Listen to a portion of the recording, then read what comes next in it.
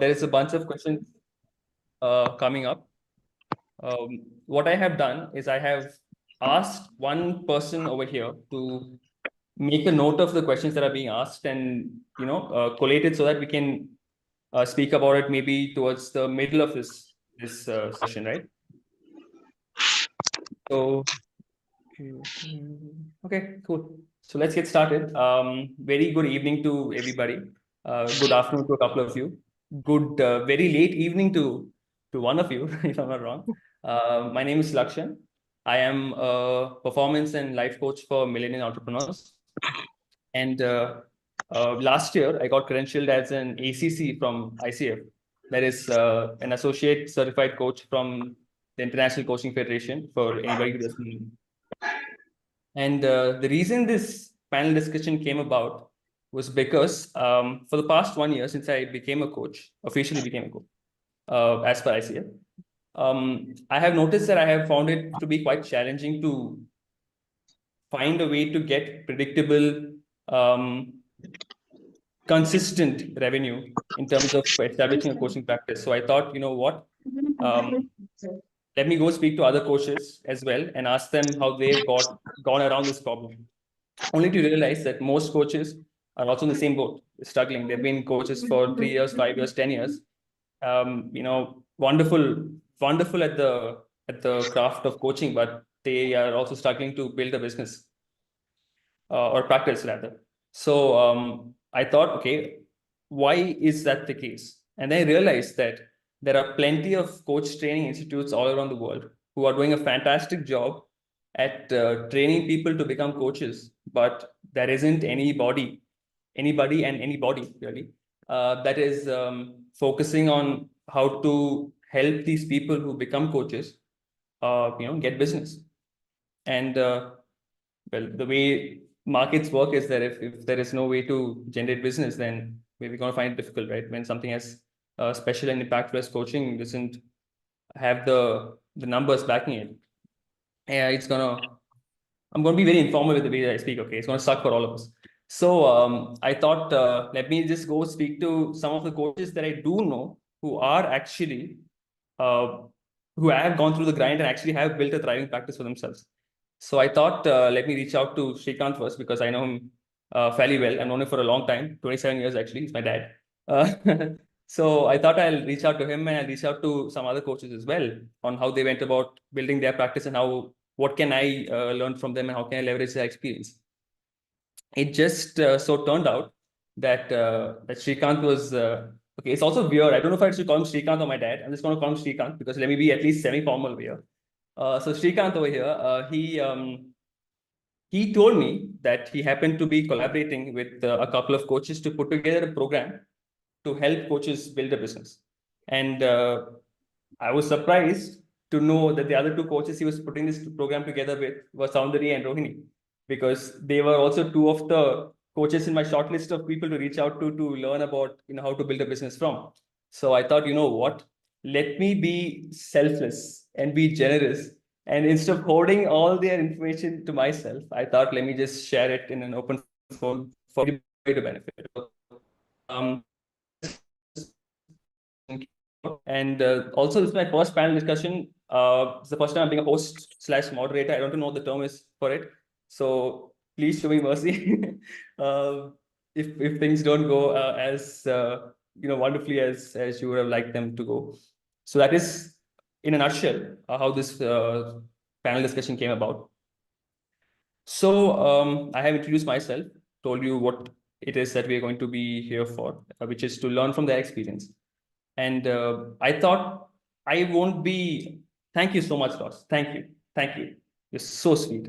And it's so late at night. It's so sweet. So I thought, I don't want to introduce the three of them. I think I won't do a good enough job at that. So I'll just ask them to introduce themselves and I'll ask them to do it in alphabetical order. So, Rohini, just introduce yourself. Okay, so I am a life and leadership coach. I used to be in finance. I spent nearly 20 years in wealth management. And then from there, I took early retirement back in 2015. And, I won't bore you with the details of how I ended up being a coach. But, in 2016, early 2017, I decided to become a coach. And that's what I now do. And I love it. And I'm sure more about what I do will come out as we continue with the panel discussion. Very nice. Very short and sweet. Soundari, you're next. Yeah, thank you. Lovely to see everyone, and lovely. I can already feel the energy in the room. So thanks, Lakshan, for setting up that energy for us. I'm an organizational consultant, and I wear many hats, which is the way I like my life, having a portfolio career. I'm a leadership consultant. I'm a mentor. I'm a visiting faculty. I'm a coach. I'm a mentor. I'm also on the board of a couple of NGOs. And I think this mix is what really gives me the joy of managing these multiple hats and being able to deliver value for my clients. So from the storytelling point of view, which is my anchor business, is I help leaders and teams be more human at work using storytelling and using that power to drive their business outcomes. Okay. You're on mute. Sorry. I'm Srikant. I qualified as an electronics engineer way back in 1990. Worked in the corporate for 20 years in the IT space. Last job with Microsoft. 2011, I decided to quit the corporate world and started my coaching practice. Ran it for 2 years and had to close it because I didn't know how to run a coaching business. Then did a few startups, went and upgraded my credentials to PCC and started the coaching business for the second time. This time also, something wrong happened, shut it down. I said, no more coaching, nothing, went and did consulting. During the pandemic, when I lost my consulting assignment is when I started this coaching business for the third time. This time I got a little wise. I took help from 2 young guys who are half my age. And we have gone through our ups and downs, but we are doing pretty well. Right now, I focus on coaching entrepreneurs and startup founders, and also I coach and mentor coaches who want to upgrade their credentials, ACCs to PCCPs to MC to the portfolio route, which is more affordable and more deep, and that's what I do. Okay, so you guys were able to introduce yourself. And by the way, and I work with 4 coaches, and Rohini is one of them. Rohini is my coach. Oh, very nice. Very nice. 4 coaches, that's a lot of coaches. I have a question around that. I will get to it as the time goes on. You guys are able to introduce yourselves in a much shorter time than I was. Is everybody on mute? I thought I heard something. Okay, cool. So let's start off with my first question, which is something that was prompted by Rohini when she said that she won't bore us with her journey, with story of how she became a coach. So I don't want you to bore us, Rohini. I want you to entertain us with a story of how you became a coach.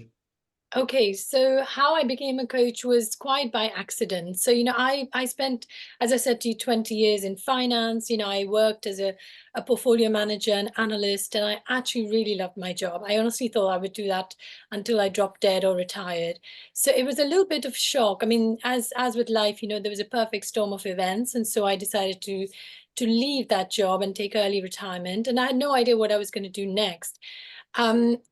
And it so happened that then one of the first things I did was I decided to write a book because I had time on my hands. And through that book, one of the women in my book whose story was about transitioning into coaching from having been in finance really caught my attention. I thought, oh, hadn't thought about that. In fact, I had never even thought about coaching. And this is one of the things that I regret now, because I think if I had known about coaching when I was in my finance career, I probably would have, done things differently. Anyway, be that as it may, I thought this is quite interesting. And I then looked into it a little bit deeper, and I wanted to see what transferable skills I had. Because clearly, on the face of it, being in finance has got nothing to do with being a coach. You might say, well, those two things don't really seem at all similar.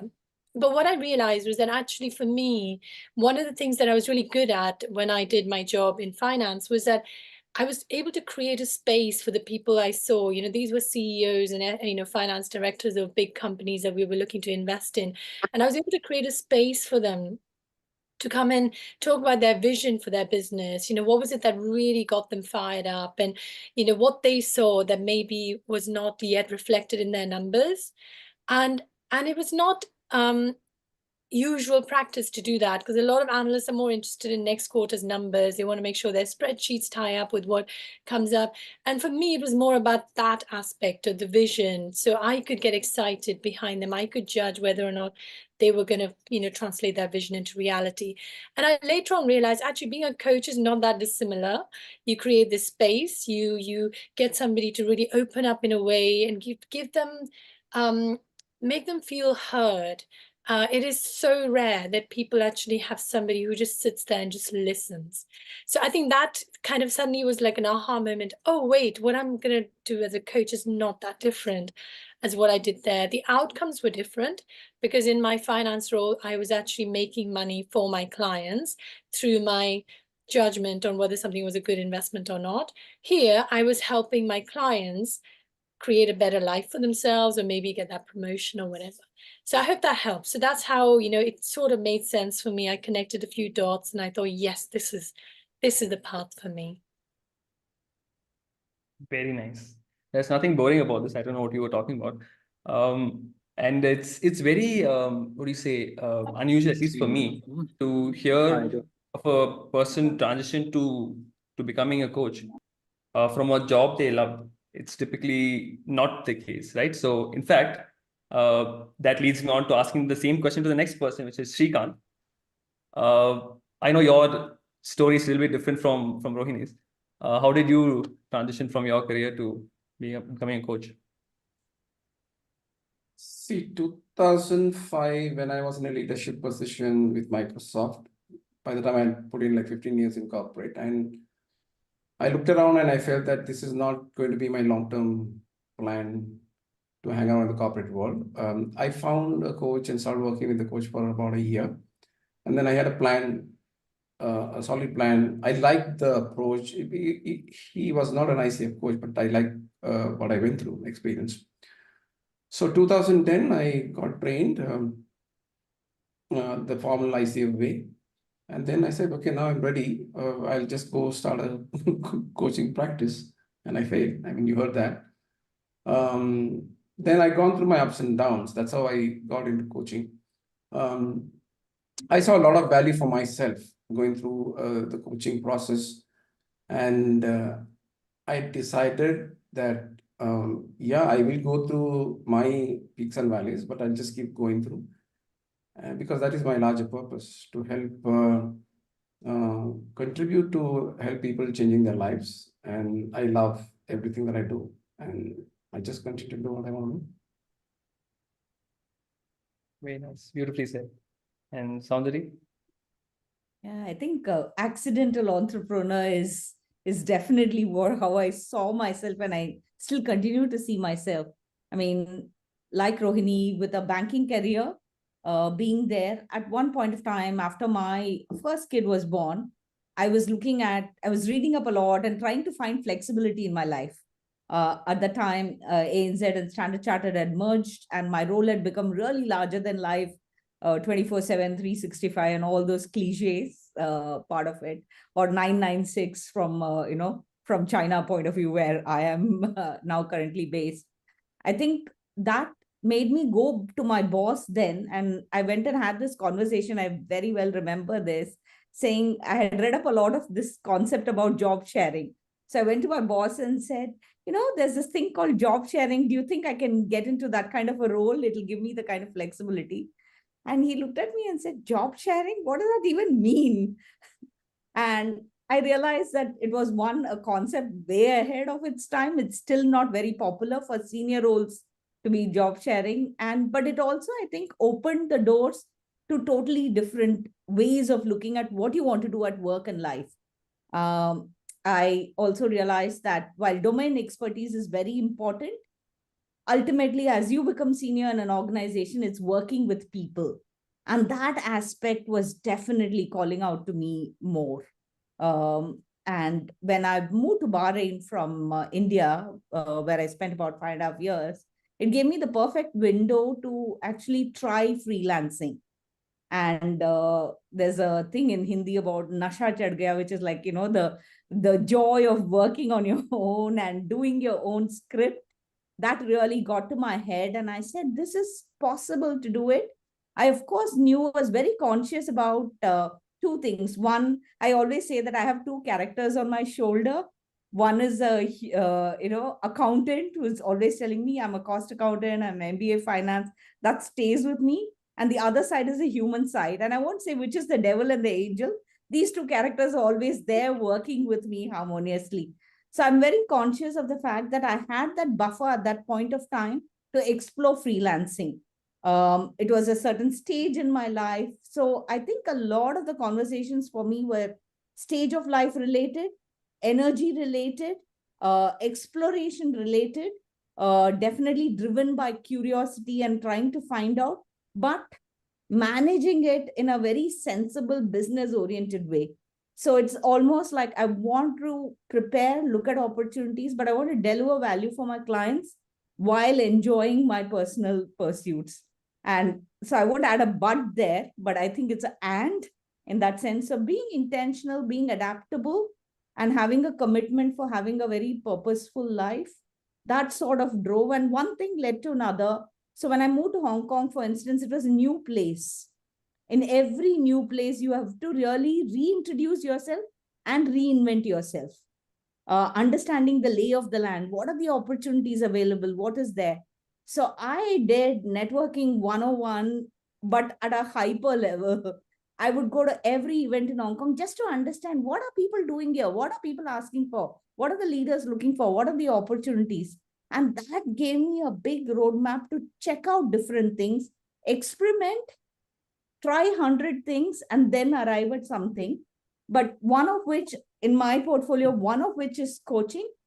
I don't do coaching as an exclusive only vertical. It is one of the things that I do. Storytelling is definitely my consulting vertical, part of my consulting vertical. And I think I have to be thankful actually to my clients, because it was one of my clients who suggested, you've done this work with us, why don't you coach my teams? I'm like thinking, what? Really? And that's when all your questions also come to your mind. But the client's trust in you, the client's belief in you definitely gives you the confidence to go ahead and do it. And that started the journey. That was my first assignment, working with an existing client. Amazing. Your first introduction to coaching was a paid engagement. That's amazing. I think that's something that people struggle with, which is something we'll be speaking about in this discussion as well. By the way, I did not know that you were in Bahrain. I had no idea, so that's news to me. Anyway, so we spoke about this.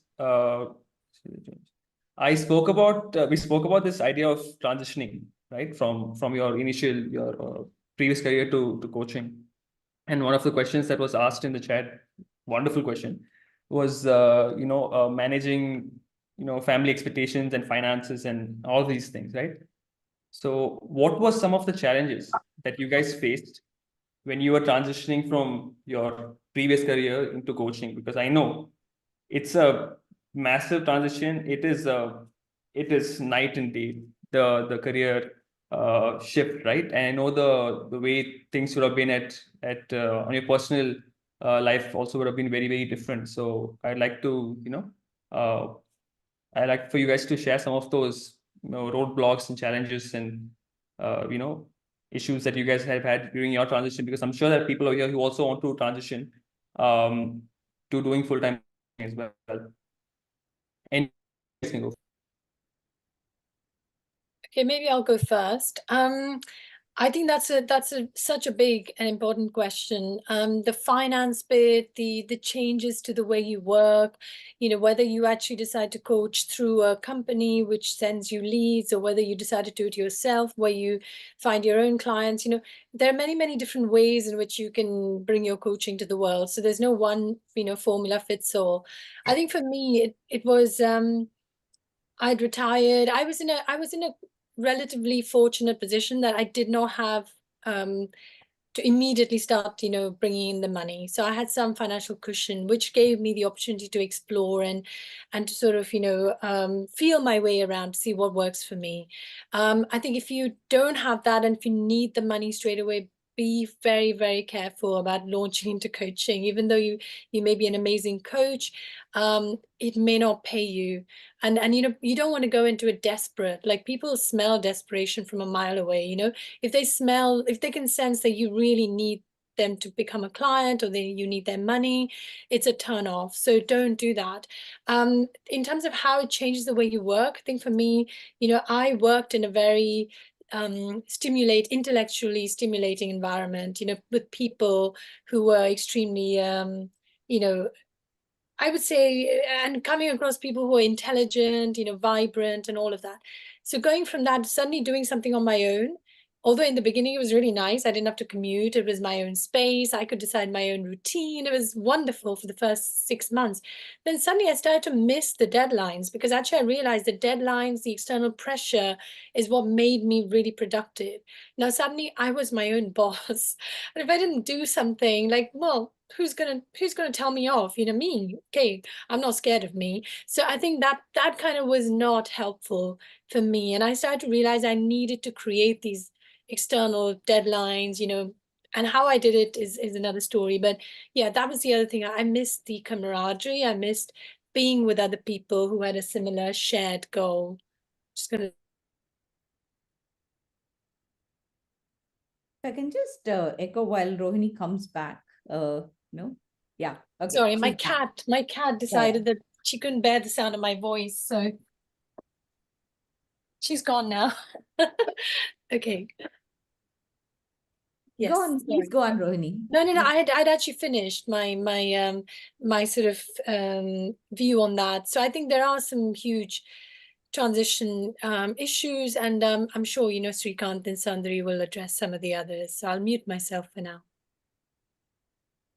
No, absolutely with you, Rohini. And I think that's where the whole passion and the stars in the eye about coaching falls flat when the rubber hits the road and you don't see the money coming in. So knowing at what stage, and I know a lot of coaches and especially very senior leaders who finished their corporate life, if you have to call it finish, uh, given that there's a natural retirement age in most organizations, and then became coaches. Then the way they look at whole coaching as an activity, the way they look at how they price themselves, how confident they are, and how easily I say, but how easily people come to them for advice. It's a lot of the times it's also mentoring, necessarily not necessarily coaching in the definitional sense of the word. It's a blend of both. And I think I've seen that happen at that end of the spectrum. I also saw, and this just a natural state of things that happened because COVID did its own churn, right? People had all this time at home and people were really questioning big life questions. What is my purpose? What am I doing in life? What are my values? What is happening? I don't want to work in this corporate thing. This sucks.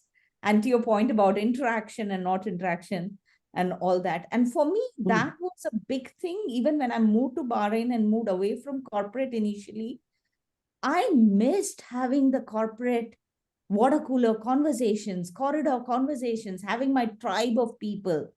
And the shift then, the difficult part of it was reintroducing myself to people that I was saying. I had this corporate hat. So I could go and say, hey, I worked in Unilever, I worked in ANZ, and that was enough. I didn't have to say anything more. Now, when I had to reintroduce myself, and I think we'll talk about it when we talk about personal branding and how do you reintroduce yourself? This avatar, which is very different from what you're used to talking about yourself. It's not just what others are used to hearing, what you're used to talking about yourself. I think that reintroduction itself was very difficult initially. People identified you in a certain way. How do you identify yourself? What is the story you're telling yourself? And hence, what is the story you're telling others for them to take away? I think that was a big mental inner work. We talk about coaching as inner work, but a lot of the inner work is really looking inward to yourself and seeing what drives you, what gives you joy. For me, ambition was very important. Impact was even more important. Recognition came a close second. Money and power a bit later, because that was my stage of life at that time. So again, identifying what is important to you, doing that real, holding that mirror to yourself and seeing what is going to help you drive your business, being crystal clear on it. Sometimes it's ugly, but sometimes it's real. So being very crystal clear on it was very useful for me in terms of overcoming some of those, we can say values, passion, purpose, ikigai, and all that. They should be in harmony, but a lot of times there is tension as well. My passion may be, I love talking with people, I love listening to them. Just listening is not going to pay. It may not even, forget the bacon, it may not even bring the bread to the table. So how do you balance some of those? And I think being very, I read this wonderful Harvard Business Review article about strategizing your life, treating it like a business strategy and strategizing. And we can share the link to everybody after the session. It has a whole roadmap of how you can look at your life as a business, and doing that consciously and mapping it out. And I did my own version of it. Again, that lingering MBA, doing SWOT analysis and things like that come naturally. Doing some of these all models are wrong, but some are useful. So doing some of this was really, really helpful for me to overcome my own mental roadblocks and the other roadblocks that shifting careers can bring. I'll stop here for now. I'm sure we'll add on more as we go on. Can I just add one little thing, and then I'll let Srikant talk, who's been patiently waiting for his turn. Is that I think that we underestimate the value that being with an organization that is well known can bring. So your business card is going to be not just you. You have the name of the company, and so actually when it comes to talking about what you do or what your brand is about, it's not your personal thing. It's the organizational brand. And I think going from that to suddenly thinking, oh, what's my personal brand? What does my business card say? And why would anyone care? They don't know me. That is a real challenge. I think the self-promotion bit, the selling bit, these are all the bits that in an organization you had other people in other teams doing. Maybe somebody did the account, somebody did the marketing, somebody did something else. You just did your bit and you were really good at it. So I think the mistake is often to think, oh, I was a really good, whatever your job was, and I was in a very senior position. I can take that now and I can immediately, people will fall over themselves to come and work for me, or work with me, sorry, I should say, as their coach. And it may not happen. And that can be really quite sort of humbling to find that actually no one really cares about you that much now that you're not part of that organization. So anyway, that's just, I just wanted to add that on. All right. So I got trained as a ICF coach. I didn't have the credentials, but I said I'm going to start a coaching practice. I had everything planned out properly. I had savings for about 2 years, and I said in 2 years I'll figure this business out. And I also had a guarantee from Microsoft saying that, hey, we will continue to give you work. So if you leave, so I had a safety net. What I didn't realize, and what Microsoft also didn't realize, is that after I quit, they looked at the policy and they realized that I cannot be hired. I need to go through 6 months of cooling period. Okay, so now I need to figure out. So they said they can't give me work for about 6 months. So I just was figuring out how I'm going to crack this. And I used to go door to door, knock corporates, talk to HRs, gatekeepers. It was a very frustrating time for me. But I said, no, I'm just going to make this happen for me. After 6 months, when I went to Microsoft, they said, sorry, whatever work that we had, we gave it to somebody else and we are very happy with them. So we'll continue to work with them. So it was a double blow for me, but I didn't want to give up, right?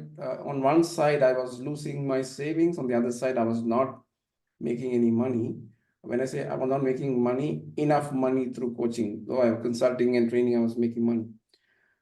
But after 2 years, I was very tired, right? So I felt, hey, this is not going anywhere. And just let me close this and go and do something else. So I didn't want to go to corporate because the reason I quit corporate is because I was not able to align my personal values with what was happening in the corporate.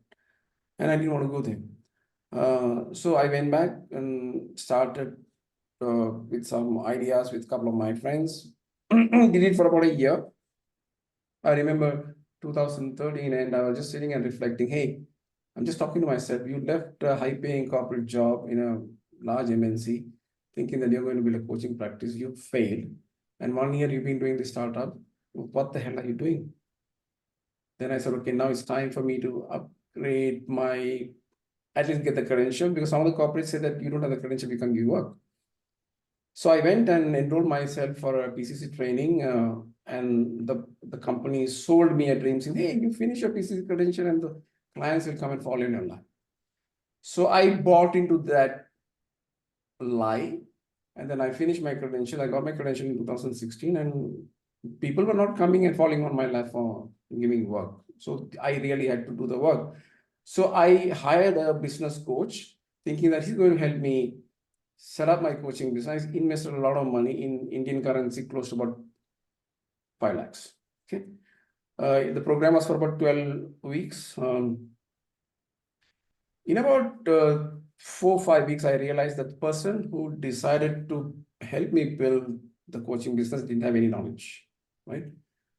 So the cohort was getting help from me, and he just took a backseat. It was not a good experience. I filed a suit.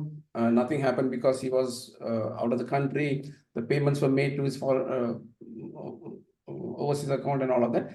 Anyway, I said, no more coaching, nothing. I'm going back to consulting. I really had to struggle to make ends meet because I didn't have anything to. But one decision I made is I'm not going to go back to corporate. I consult with the startup. And then the pandemic hit. I lost my assignment, and then I was wondering what the hell am I going to do. The only thing that I knew is coaching. Other than coaching, I don't know anything else. I said, this time I'm going to make it work. Okay. I made it work. That's about it. And earlier I told that I found a couple of young guys who fired up. They helped me to kind of crystallize one offer. I went to the market and I got people. I coached them. I had a 12-week cohort for individuals and managers from the corporate world. I ran it for about almost close to 3 years. And then I built this beautiful coaches community, which I like. I'm very active on LinkedIn, so people reach out to me, and one by one, in the last 1 year, I built a coaches community of about 150 people. So today I'm in a position where I'm helping coaches to upgrade their coaching skills through mentoring, and I also coach them.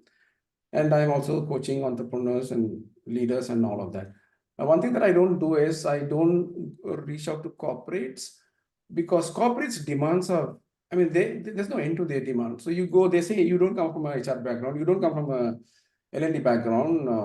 Do you have this certification? Do you have Hogan's? Do you have Harrison? Do you have Gallup? I mean, like, they just keep asking so many certifications. What am I going to do with certifications? No, I said, no, I don't want to work with you. So today I'm in a position that I'm able to ask the fee that I want to ask. It's very high and people pay me because I have worked with coaches and mentors to really upgrade my coaching competency, and also work with some well-known people who are, I would say well-known, who know their subject well, who guide me to kind of help me set up this coaching practice. So I told you, like, I work with 4 coaches, right? So Rohini is one of them, and Rohini has really helped me to look at some of the blocks that I had against asking for money or receiving money. I didn't realize it, right? When I realized, it was a huge breakthrough for me. So Rohini is one of them. My life coach is, she's an MCT, she's in South Africa. My business coach sits in Finland. And recently I started working with a business mentor. And I continue to invest a lot of money on my own personal development and also to build the coaching business. So I come a long way from a very struggling coach who made bad decisions. I won't say bad decisions, unplanned, whatever you want to call it. Have I arrived? No, I have not arrived. At least I know where I'm going. Amazing. That is, I've heard this story so many times. I've been part of this story, so with you. And every time you say it, it's very, hits hard.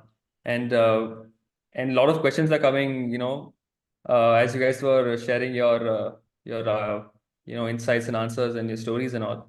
Keep the questions coming, guys. I may not be able to ask all of them right now, but we will definitely set aside time and ask every single question, every single one. If you guys have the time and patience to sit for hours on end, they can talk for hours on end and answer all your questions. But because we don't have hours on end, what I will do is I will jump to the next question, which is two questions I have. I'll ask them one after the other. And they prompted by what all three of them spoke about, right? What was Srikant mentioned about how he doesn't go to corporates to get clients because they will, ask you for 420 things, and a bunch of stuff, and they'll beat you down on the price, and it's a hassle. And what's something that Soundri mentioned with respect to personal branding and storytelling, and when she was in the corporate world, she doesn't have to introduce herself by, she has an introduction based on the companies that she worked for, right? Something even Rohini mentioned that once you're out of the corporate world, when you're looking to start a coaching business, no one cares about where you worked and all that. It's irrelevant, right? So the question that I want to ask first is, so you guys spoke about how it's not very relevant what your what brand you were associated with before when it comes to your coaching business and all that, right? So what I want to ask is, how important are certifications or credentials when it comes to establishing a coaching practice? Because I know there are people in this, I know people personally who are part of this discussion today who do not have any sort of credential per se, and I'm sure they were also would love to know the answer to that question on how to go about building a business without this stuff. So I just want to know, is it important to have some kind of credential certification or something of that sort? Shall I go first? Sure. So this quote that I love and I use often is Teddy Roosevelt, and he says that people don't care what you know, they want to know that you care. Okay, so when it comes to the individual person who you're going to coach, they need to get a feeling that you are going to listen to them, make them feel safe and understood. And they're not necessarily going to know whether you have an ACC or a PCC or an MCC. They may not even know what those letters mean. So what is the importance of those things? I would say they do two or three things for you. One is they give you the confidence that when you go out into the world and say, I'm a coach, that you're not just one of those people who's just woken up one day and say, I give great advice, I can be a coach. And a lot of people think that coaching is advice, and of course it's not. So it gives you that additional confidence. But as Srikant and Soundari may have mentioned, that actually corporates are looking for a way to screen and to narrow the choice. So it's like when you have your CV and you have a really good on it, it opens doors to you in a university nobody heard of. In a similar way, having those credentials will get you through that first step. It may not help you once it actually comes to working with the people you are really there to help, unless you have the skill. So that's my kind of understanding. And for a long time, I didn't even bother with ACC. And then only in 2022, I decided, you know what, I need this. If I ever want to go into leadership coaching and I want to go to corporates, I don't at the moment, but if I ever did, it would be nice to have that. And that was the reason I went down it. And having said that, I did learn a few things. It gave me a bit more structure and it made me see some of the things that maybe I could have done better. So it was useful from that perspective as well. Yeah.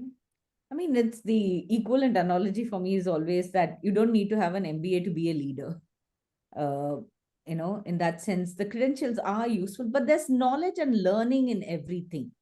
So I'm a big believer that you can learn the credentials, certificates. So I go and do a lot of LinkedIn learning courses. I go and do courses on Coursera. I sign up for any of the workshops and webinars. No, if I know I'm going to be on it live, I try not to watch the pre-recorded ones because you'll never watch them, right? But so I think learning is important. So to that extent, being open about learning to build your cred, to build your own confidence.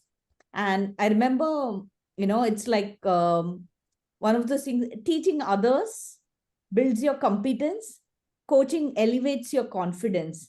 So whenever I look at even organizational work, I look at how are the colleagues within the organization really teaching and coaching each other. And I will admit that I'm using the term coaching here in a slightly looser kind of a way, maybe also including mentoring when I talk from an organizational context, not from a pure coaching point of view.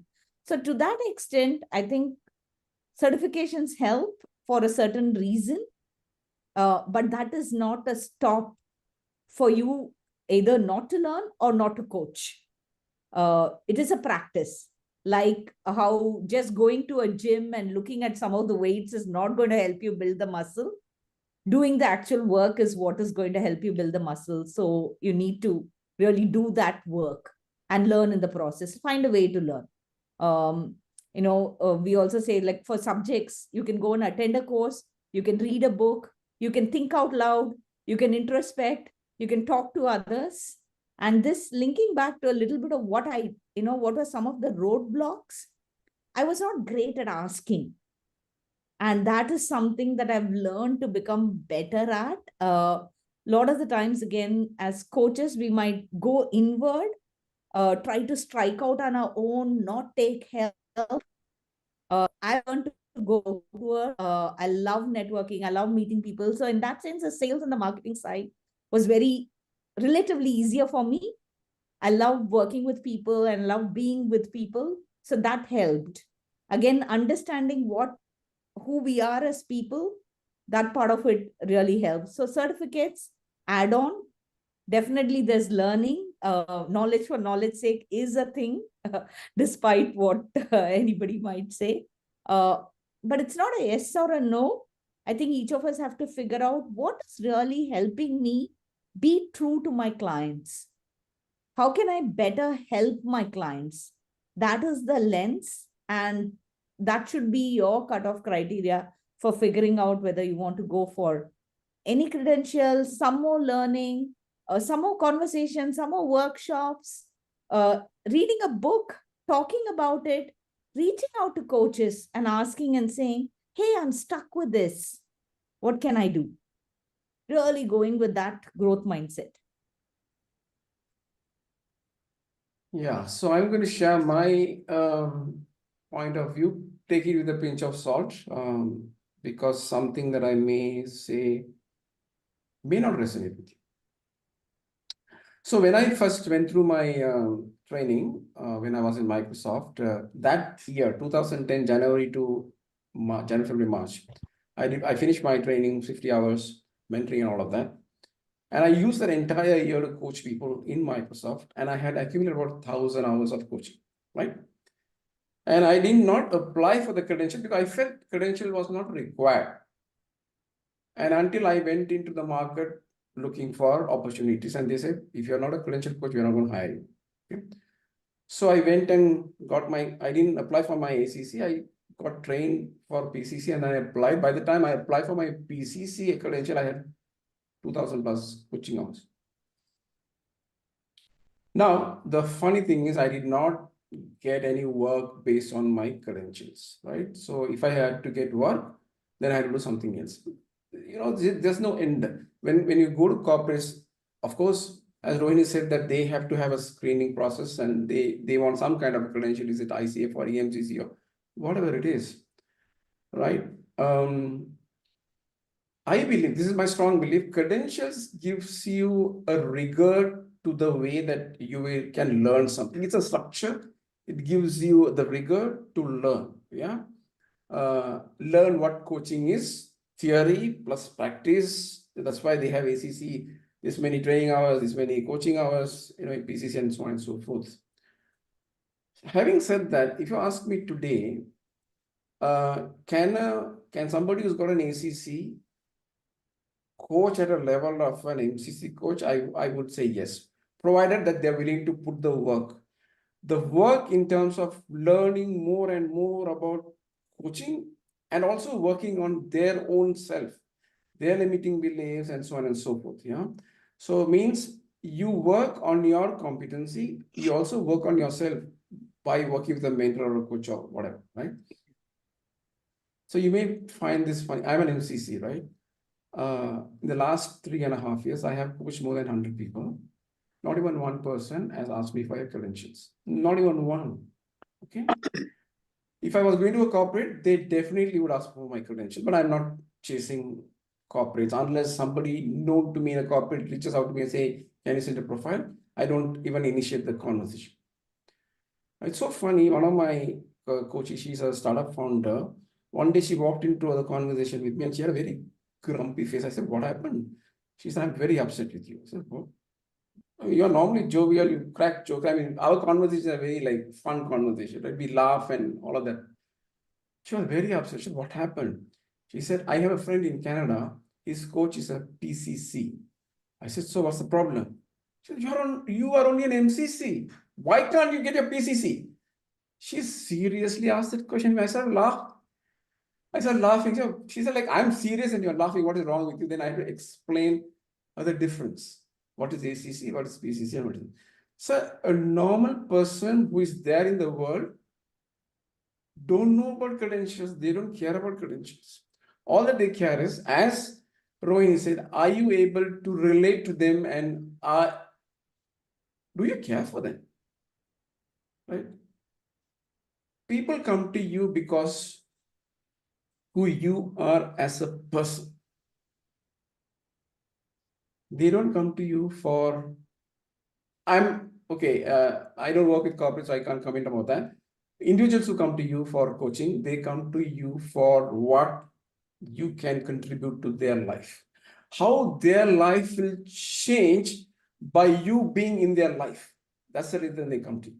Okay? So, yeah, so whatever I shared about the credentials, take it with a pinch of salt. I'm a big proponent of credentials, but do you need credentials to get clients? I would say no. Okay, so we put that to bed. We're beating this topic to death. It sounds like because we're getting close to we're almost on top of time. I'll just I had a couple of more questions to ask, but I'll just ask one question, the last one from my end, and then we'll take the questions from everybody else. And this is $1 million question, quite literally, because I want to know how it is that you guys go out clients, acquiring clients, or as Rohini likes to put it, how do you, how do clients find you? So that is the question I want to ask, and I'm sure that's the question that is a question that everyone over here wants to know also.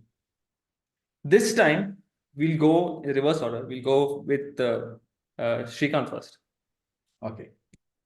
All right. There's only one way I know to get clients. That's the only way. That's my secret sauce. I truly believe when I started this coaching practice for the third time, as I mentioned to you, second time when I started, I just ended up spending close to $1 lakh on Facebook ads and I didn't get even one single client, right? So this time I said, no ads, nothing. I'm going to completely put myself out there on LinkedIn and just allow people to see me. That's all I did. I showed up every day, sharing content, my experiences, whatever I know, going and engaging with people. And that's how I got people to notice me. And somebody would see my post, they say, hey, I like the post, I would like to have a chat with you. They come on a call and then we have a call. In the call, I give an experience of how I coach, and if they like it, then we'll talk about it. And then that's how clients come to me. I also used to reach out to people in the early stages saying that, hey, blah, blah, blah, I looked at your profile.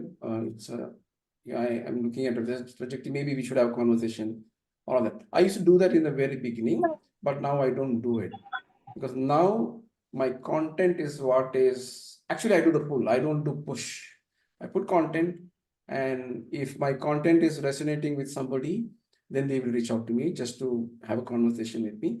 And I just have conversations. I'm not when I'm having conversations with people, I'm not thinking, hey, by end of this conversation, I want this person as my client. That is a decision that they have to take. I can't take, right? Sometimes if I feel that this person is not the right fit for me, I actually also tell them, what you're looking for is maybe not, I'm not the right person. Maybe I have a large pool of people, a community, and maybe you should talk to a couple of them and then figure out. So for me, I'm like totally sold out on LinkedIn. I'm not there on any other social media platform. You will not find me, but I'm there every day on LinkedIn.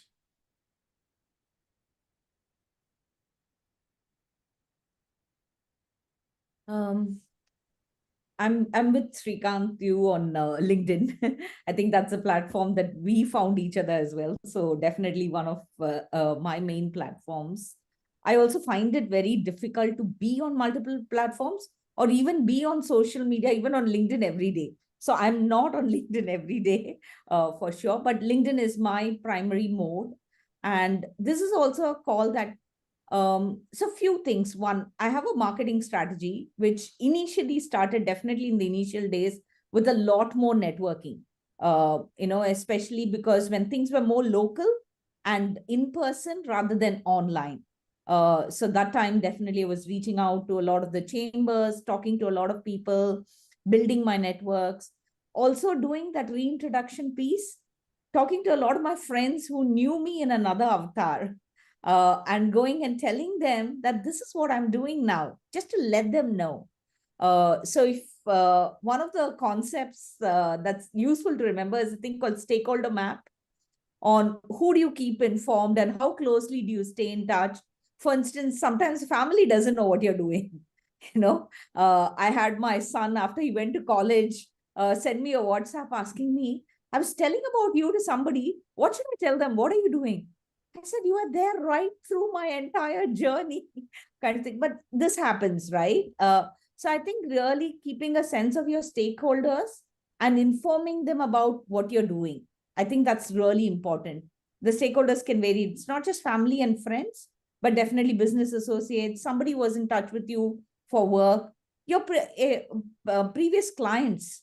For me, at the moment, about 70% of my business is repeat business or word of mouth business. People who have experienced what I've had to offer have gone and said, oh, I know this person. She does such a brilliant job. If you want to talk, you must talk to her. And doing the really warm, hot connects as against the cold calls that used to be there. So that's made a big difference. I'm also a believer on producing content related to my area of work and sharing. I feel social media in that sense, while I believe in it, I also feel it's like a scroll down. As you're doing your post, 100 posts have come over yours. So I don't get too bothered about those vanity metrics of how many likes, how many shares, how many comments. I look for really conscious conversation within that. I'm not bothered if there are 100 likes or not. Even if there are 2 likes and the 2 likes are with people that you can, connect and take on, that's important. So don't go with, as much as I preach social media, don't go with the vanity metrics of the social media. It's important only to the initial point of getting that thing. You might get a lot of likes, but no conversion to business.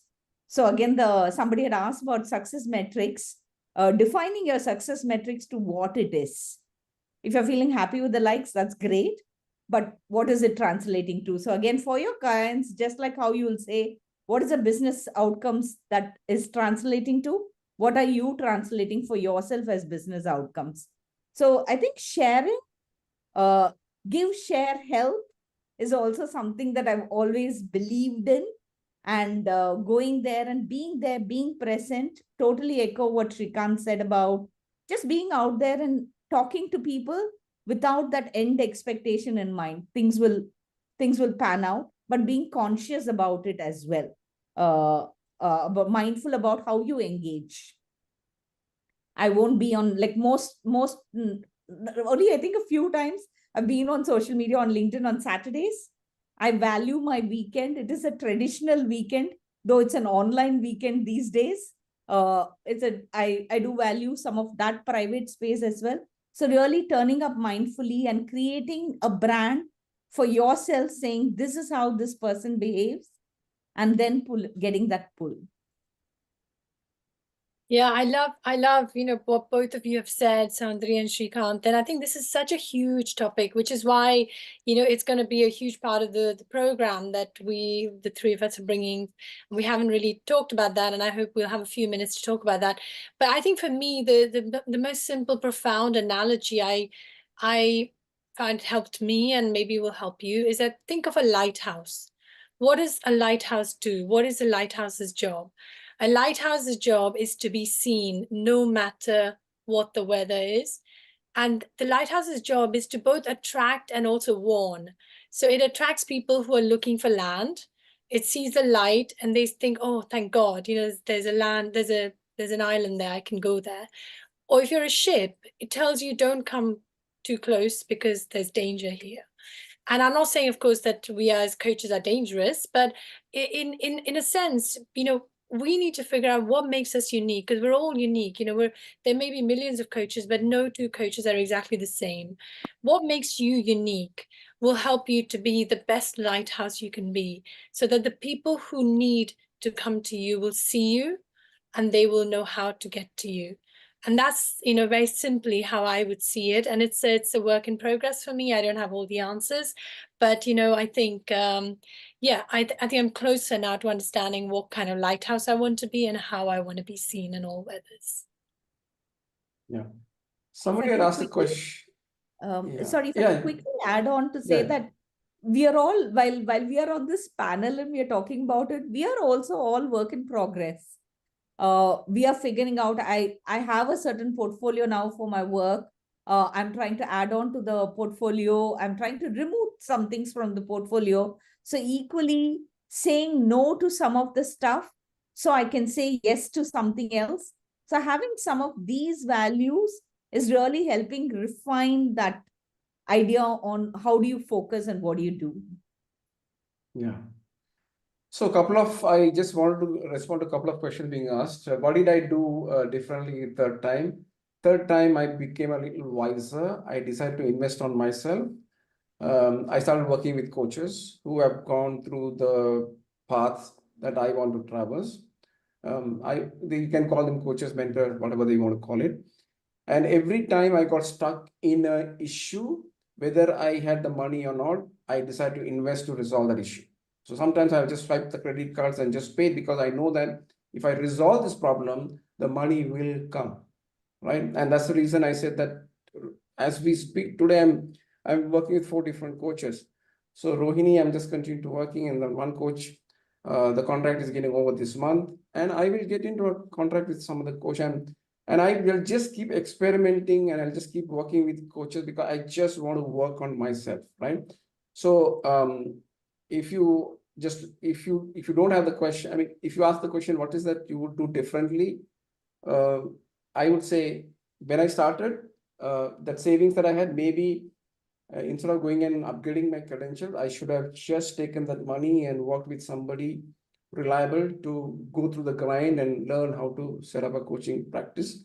That would have been a better thing to do. And people asking, the LinkedIn is overcrowded. Yes, there are so many people who are there. See, people connect with you when you put content, and in that content, your authenticity has to come out, right? If you just pick up a video from some random place and put it and write a story, you will get followers, some 50,000, 70,000, 80,000 followers you'll get. But nobody is going to come to you looking for you because it is not your content, right? So when I say put content, don't give gyan. Put content where the person on the other end can connect with the soul of you, right? And when they connect with your soul, they will reach out to you, right? Yes, there are a lot of people who are putting content. Suddenly last week, I just woke up and LinkedIn said, hey, we have recognized you as a top voice. I asked Lakshan, what is this top? I had no idea what it is. He told, Pa, you know, what is a big deal? I said, what is so big deal about it? Then he had to explain it to me, right?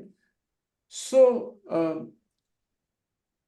just stay focused.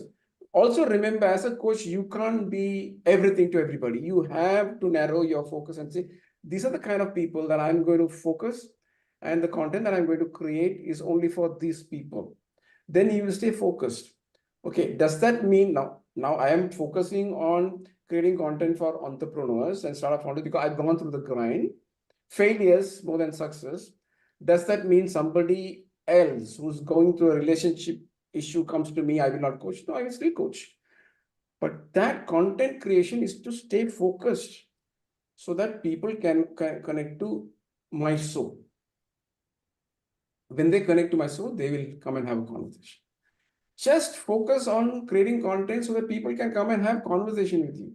Having people coming to you to have conversation doesn't mean that they will convert as clients. There are people who have had conversations with me, come to me after 2 years and became clients.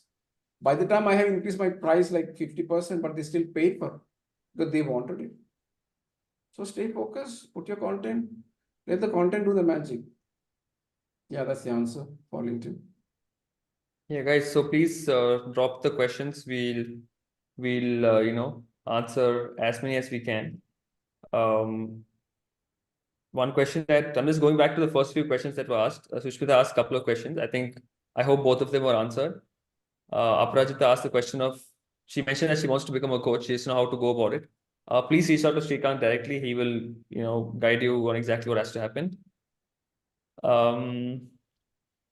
Top tips, Ross asked. I hope you got your top tips. Tushar, I hope you got some insight on, how to set up your coaching practice. How to be motivated to grow when you have just started this coaching journey. I hope you got some insight, Meghna. Are we recording this? We're recording this, you will get it. Yes.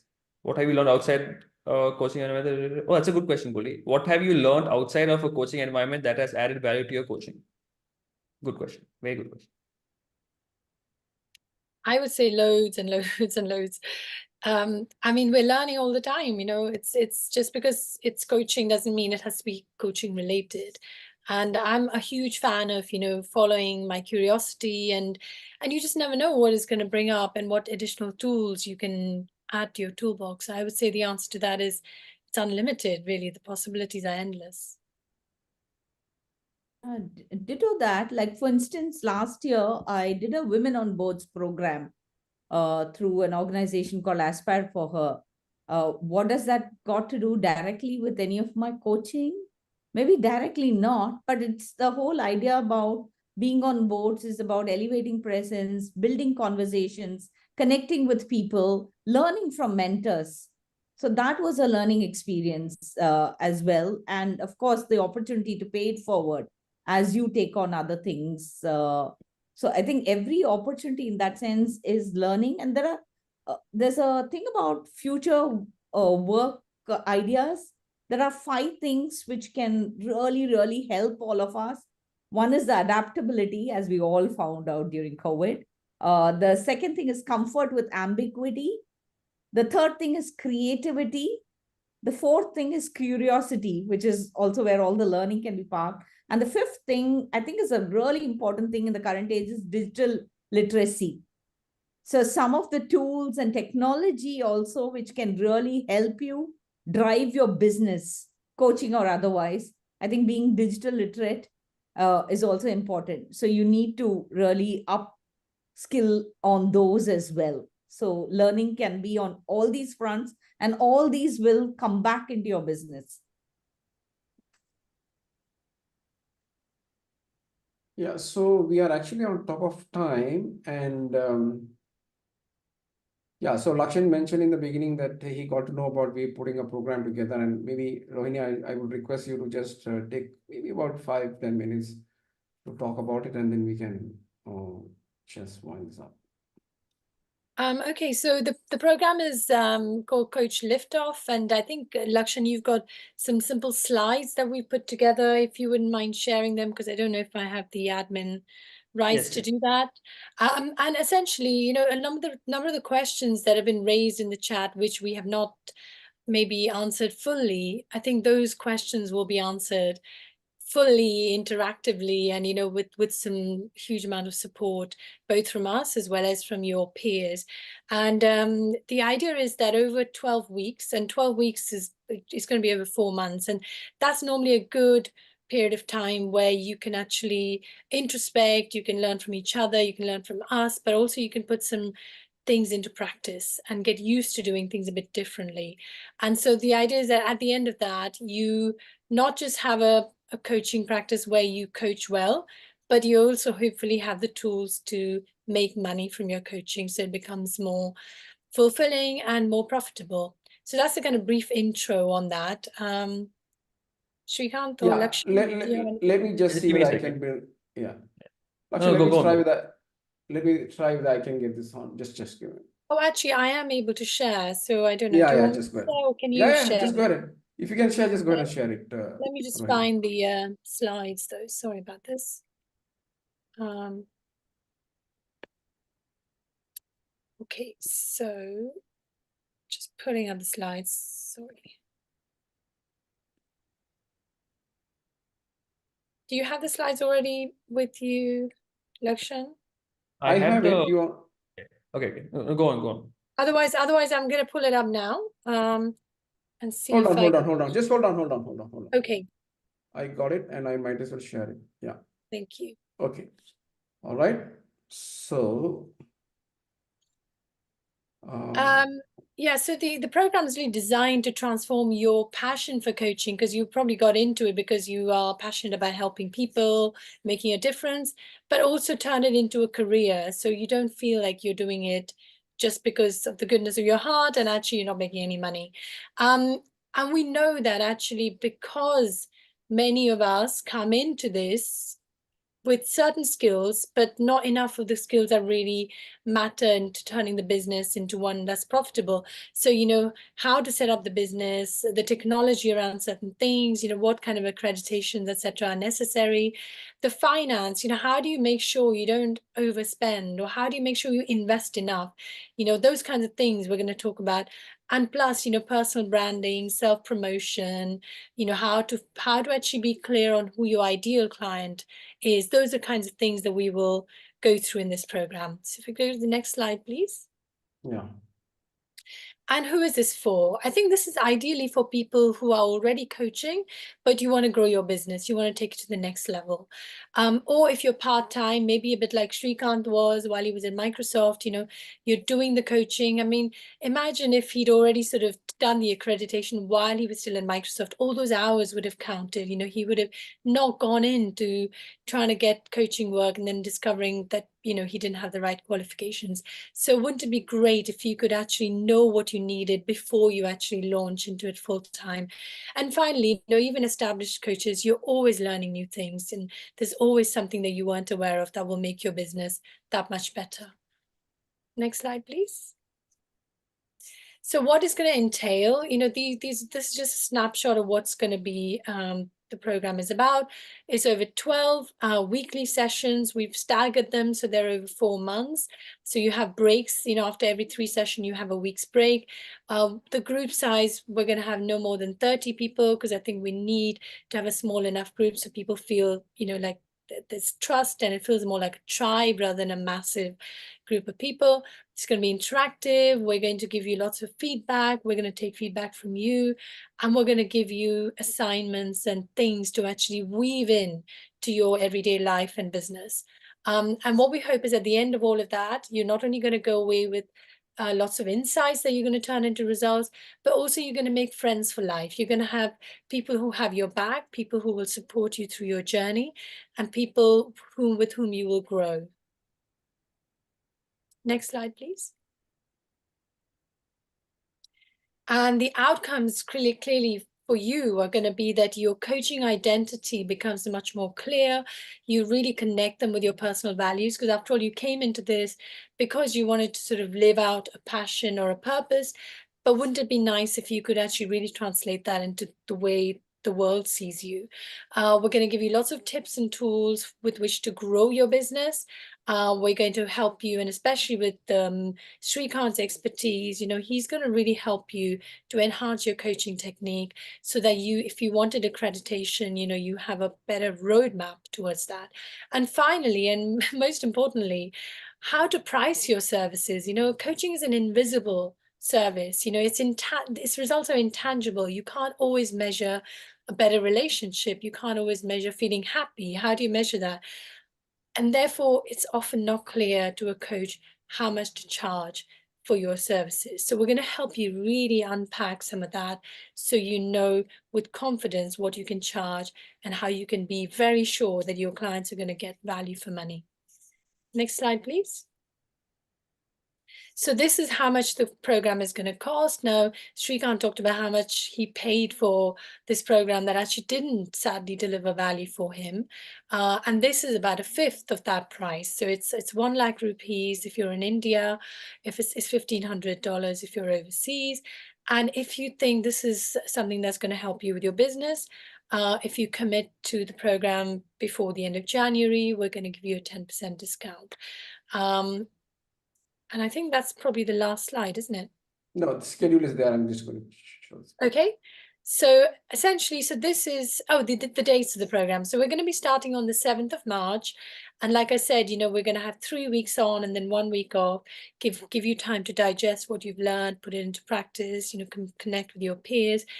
And so the idea is to finish by the end of June, which hopefully, will give you then a lot of, the tools you need to make the rest of the year a really, really successful one for you. So we're going to end with that. And if you've got any questions, obviously, Srikant is your main point of contact, and we'll send you a lot more details, about this program and FAQs and things like that. So that if you've got any questions, you can take them offline and answer them for you. Right. Thank you for sharing that. I'll be honest, I'm not being biased at all. I mean, the investment that you have to make monetarily doesn't seem like it's much. Personally, if I was, part of the group of the three of you, I would have charged a lot more. That's just me personally. But anyway, I think there were a couple of other questions also. One person asked about. No, Lakshan, no, Lakshan, just you made a comment, but I just want to pick that comment and talk about it. See, a lot of people who have gone and invested to get their credential, they've already invested a lot of money. Okay. With the hope where the training institute have told them the dream, saying that, hey, you get your credentials, so people are going to fall on your lap. So that has not happened, right? Now they don't have more money to go and invest, right? Training institutes are charging anywhere between, for an ACC program, they will charge anywhere between 1.5 lakhs to about 2 lakhs. PCC will be another whatever, and then MCC will be another. It's a lot of money to invest in the credentials, because training institutes don't tell, hey, credentials is one thing, and if you really want to start a coaching practice, then you need to learn something else, right? And they're already, whatever, they're broke, I don't know what is the right word. They are struggling, and we wanted to make it very affordable. Okay. Could we have given this for free? Of course, we could have given this for free, but nobody values free, right? And that's the reason we said that we have to ask them to pay something so that they will commit and they will show up. Just to give an example, today's session, 270 registrations, only 95 or 94, 30% showed up. Had we asked them to pay money to be in this session, I'm sure this 30% would have been 60% or 70%. And that's the point I'm making, right? So had we told, okay, pay for this 10,000 rupees for a 1 hour session, maybe people wouldn't have registered. If you said pay 500 or 1,000, they would have. And if you had paid the money, they would have showed up. And that's the point I'm making, right? So, yeah. Fair point. That makes sense. where at least what I have had to ask, I'm pretty much done with that. If you guys have any more questions to ask, please feel free to ask. And you don't have to type in the chat. I mean, it's less than 40 people now. If you guys have something to ask, you can unmute yourself and ask a question, no problem. Is there something that was missed? Yeah, so I have a hard stop at 8. So we can just Okay. wrap it up in the next 5 minutes. And Soundar is already, I don't know what time is it for her?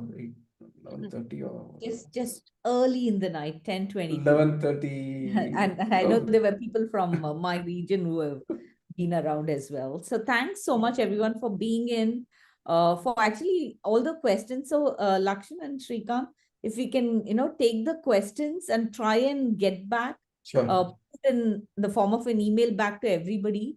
I always Yeah. find I thank people who ask questions Absolutely. because I learn from them. So Absolutely. it's Yeah, I will do that. Yeah. really, really. So we will compile all the that. questions. We'll give the answers. We'll create a PDF document, and along with the recording, we will share with them so that yeah, it's going to be worth their time investing and coming here and being the session. Yeah, I want to add to that. Thank you so much for people joining in, and for the questions in the chat and the comments, etc. And yeah, it's a journey, and it's always wonderful to have like-minded people on this journey with me. And I'm so grateful, Lakshan, for your hosting this, and you did such a good job. So well done. Many more panel discussions await you, I'm sure. Right. And Srikant, I loved your story. I love your willingness to be vulnerable. I think, if people are still here, I think that vulnerability is what draws people. I genuinely think that if we go out there and say, look how amazing I am, look at my Ferrari, not that I have one, by the way, I never will. But, people who think that that's what attracts people, yeah, maybe some people, but very often, in my experience, people are drawn to you when you show vulnerability, when you show them something about your life that makes them see their own life in a different way. And they think, oh, she's been through that. I'm going through this. Maybe she'll understand me more than somebody else. I think that's so powerful. So I would say, thank you, Srikant. Thank you, Sandri, also for some of your wisdom about, bringing in business sort of mindset and strategy into coaching. So I'm excited about this program, and I think we're going to be lighthouses now. People who need it, want it, will come, and we will welcome you when you get there. Yeah, just before finishing, I just want to let you know, thank you very much for taking the time and being here. I know there are people who are people who logged in from Australia. It's mad timing. So what we will do is this recording, we will make it available to all people who have registered, and also we will answer all the questions that we have not answered. Along with that, we will also share the program brochure with if you are interested, we'll also share the link for enrolling for the program. So just wait for all of that. And I already have shared the links for our LinkedIn profiles. If you want to get connected, just send a request. But only thing when you send a request, just refer to this session. Normally, I do not accept connection requests from people who I have not interacted with, right? So just put a note saying that, hey, I was in this session, so I would like to connect with you. Will be on. Yeah. All right. So one last thing, Krishna actually had something that he wanted to share. Sure. Yeah. I just wanted to share my personal experience I have with Coach Srikant. Without knowing ABC of all this, I joined the cohort in September. I run an international yoga school, and I have been dealing with clients from more than 45 countries in the last 20 years. Okay. But till I met Coach, I figured out that I knew nothing about this. And then he handheld me for 4 months. And now I realize what I paid him was only peanuts, because he helped me to recover it 4 times within 4 months. And I'm very sure that he's going to take a stick and hit me after this session, because I'm unsolicitedly giving this my personal experience with him, which he doesn't like to be aired in public. But having gone through this, I felt it is my duty to share with gratitude to at least the 25 people here. And I'm sure Vijayalakshmi here, I know the experience she has with him. And I also see Archana here. And we all have personally benefited by this profound coaching insights. Our life has changed. When people come to us to change life, people think I know everything, but I realized that I can do much difference when I went through this structured method. And I see this as a beautiful investment. People charge this for just one trimester of an MBA today. So I just couldn't stop myself from unmuting and sharing this. Thank you, coach. Thank you, Soundri. Thank you, Rohini. Lakshan, you, as usual, exceeded the expectations. I hope you keep growing always. Thank you. Oh, Thank you. that's beautiful, beautiful. So, Thank yeah, you, that is so Krishna. touching. Well done, Srikant. Clearly you've made a big difference to his life, and I hope you continue to do that. Yeah. So, All right, so wait because, for, yeah. Yes, because Lakshan, we you have can a just hard last stop. And I just wanted to quickly jump in and say thank you to Lakshan, the star of the evening. Thank you. Star, okay. Sure. Thank you. Thank you. Thank you. You guys are very welcome. I hope there are no more love letters to my dad. Krishna has already shared his vocal love letter. If if that's it, then because he has a hard stop at 8, we can end this session. If there's anything else that you guys want to say, you can say it. If you guys are too shy, you can send us your questions or your whatever you want to say on LinkedIn or whatever. We'll collate all of them. We'll have it answered. We'll send it all to you via email along with the recording of the session.